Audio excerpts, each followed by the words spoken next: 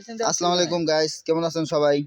তো আজকে আমার এলাকার ভাই প্লাস বন্ধু রাসেল তো ও আসছে কলা কেনার জন্য।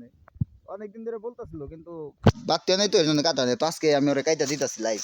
দেখুন আপনারা, এই যে একটা কাটছি, এটা হইতাছে ও পার্সোনাল নিবে, ঠিক আছে। আর এটা হইতাছে ওরা দুইজন বন্ধু নিতে চাইছিল, তো ওইটাই নিবে। তো এইটা আমি এখন কাটবো ইনশাআল্লাহ। ইনশাআল্লাহ। বিসমিল্লাহ। এই যে কলা, এই যে হয়ে গেল,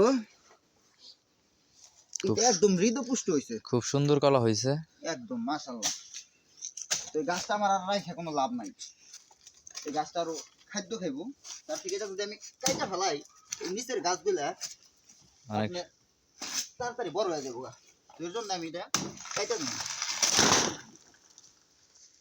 আর এই যে হালকা একটু রাইখা দিলাম, এটা রাইখা দেওয়ার কারণ এখান থেকে পয়সা যে পানিটা আসবো, এই পানিটা ছোট দুইটা গাছে খাইতে পারবো।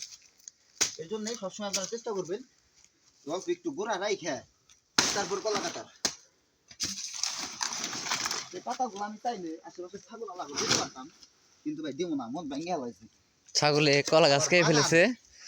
কঠিন ভাবে খাইছে সব, তার আমার এনে থাক জাগা বড় সুন্দর হয়ে গেল। আব্বাকু